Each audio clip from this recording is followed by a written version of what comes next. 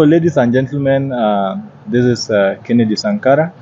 I am the National Youth Leader, Operation Linda Jamii, or supposedly you can call me the National Opposition Youth Leader because I'm the only person who speaks for the youths, genuinely. Allow me say something on things that have been trending currently.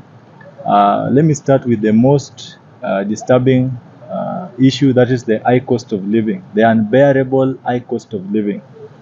You know, the moment the government shot the VAT from 8 to 16%, that was the beginning of our end.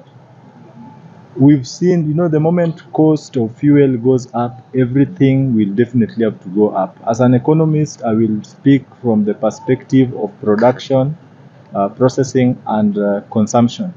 This chain is quite intertwined, and each in one of the vital processes leads to the downfall of the entire project. So, this unbearable cost of living is actually a problem to most of the young men and women in this country. It has degenerated all the way to the social morals in the society.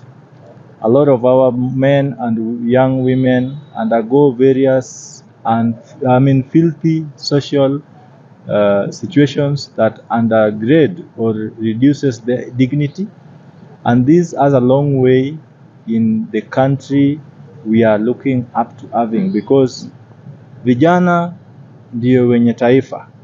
So as the youths, if the youths are messed up, the entire country is messed up.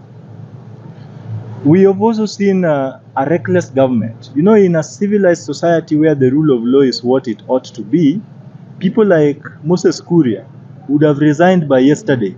I wake up and I find the news that Moses Kuria has resigned. It is unethical, unconstitutional, inhuman, and ungodly for Moses Kuria to speak of the long list of things that kill people in this country. And he would go ahead and say, we can add GMO to the list. We are not that specimens. Everyone is striving to live. So when you tell me a young person looking forward to having a bright future in a progressive and productive, wealthy country full of brains like Kenya, that a lot of things can kill me, and if I take GMO, I can also die. This has something to do with IMF. Just as I have been saying, the IMF and the World Bank are international financial schemes that were designed specifically to strangle, stagnate, and ensure that African economies, or the economies of developing countries, remain stagnated forever. This has been achieved through this certified seed policy. The IMF will demand, and as they did in Ghana, in Sierra Leone, and in Zambia, that for you to get a loan, you must produce certified seeds. This certified seeds requires fertilizer input. The fertilizer input, from the agricultural perspective, different types of fertilizers have got different side effects, stretching all the way to scorching, where the land becomes economically unproductive. When you use more fertilizer frequently, there will come a time that without the fertilizer, nothing can happen on that land. That contravenes the African concept of organic production, because food sustainability can only be achieved when subsistence organic farming is the way to go. These old school seeds that our grandparents consumed, the GMO certification rule has really fought and did them a blow to ensure that they go extinct. In whose advantage do we do that? We've also seen the IMF involving itself in the structural readjustment of government operations, stretching all the way from the universities. I'm happy to be speaking from the University of Nairobi. Sure. And here, my comrade here will tell you what the hell on earth the students are going through in this country. So that structural readjustments, all these are policies that have been formulated and enforced through proxies of IMF, whom we gave power to rule us. You know, I do tell the president and his people that you are not bosses, Bwana. The sovereign power belongs to the people of Kenya. That is pursuant to provisions of Article 11 of the 2010 Constitution, that the power belongs to the people. They can choose to exercise it directly or indirectly. We do so by electing them. That is delegated power. And the government has also disrespected that delegated power. The moment you see MPs are being summoning, MPs and senators are summoning the cabinet ministers and they dodge the meetings, it is not the cabinet, it's not the Senate or the parliament they are dodging. They are dodging the people. Because if we call them for a meeting with us as the people, we will cane them. You will be answering a question with a stroke on your back. But now we are a civilized society where we delegated power to the MPs to do that on our behalf. The moment a minister is called to answer to pertinent issues in the public domain, it is imperative that they show up. What the CS Energy, the CS, how do we call him? There is one holding illegal office, the Honorable Musalia Mudavadi. That office is unconstitutional. We don't have it anywhere in the 2010 Constitution. Yes. We also have the CS Treasury, Njuguna Ndungu. It was very illegal for them to snob a cabinet session, parliament session, where they ought to have responded to very important questions. We've seen the importation of this substandard edible oil. Why should you import a substandard product if importation is something to go by? You know, African economy have been remodeled by the world economic architecture to ensure that we depend on a consumer economy.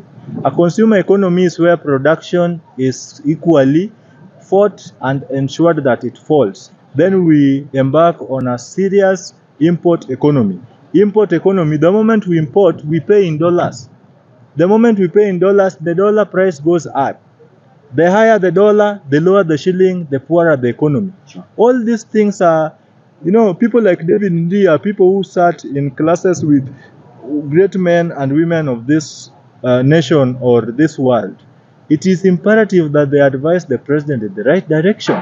You must not tell the president that if we privatize monumental buildings like KICC in the name of state parastatals, then we are going to get money. The concept of privatization has been evolving all the way from the 80s. It is important that we get to know under what circumstances are we going to privatize? What is it that is informing the privatization? What is the objective? We have three categorical things that informs privatization: structural improvement, economic efficiency through revenue boost, revenue collection boost. We have no substantive report that shows that KICC has been making a net trend profit loss. We have not had figures because economy is about figures. So we ought to have been told that KICC has been making these losses. Now we need to readjust so that we have this done in this particular way. But that has not been achieved. So to privatize monumental buildings like KICC, I do say daily that when President Ruto first came to Nairobi and he was studying in the University of Nairobi where we are, I'm very sure straight out of Sugoi, you could not locate where he was. He used probably KICC to locate the UN. He took a picture there. And he took a picture there. Yes. Now he's coming to tell us that I'm going to sell KICC. Wewe umechukua uchumi juzi, umeshauza kila kitu. What is wrong with you? Yeah? If you can't, you know, even if you won, you were elected and you were democratically elected and won, and you feel the office is too hot for you, you are not the only person who can lead this country. The Constitution has no lacuna for such circumstances. There is provision for resignation. You can just append your signature and say, I, Dr. William Ruto, having sat in office for more than 14 months, having realized the heat that comes with this office, I hereby append my signature to resign officially from that office so that the people of Kenya may look for an alternative. Do not subject us to death. Almost all Kenyans are walking deads. They are just waiting for official confirmation of when they are going to die. And we are going to call them dead. That is not the country we want. A country we want is a country where policies are going to be reanalyzed, readjusted to conform with the current economic trends, social trends, and even political trends, where morality is going to be upheld, respected, yes, and guarded for the future generations.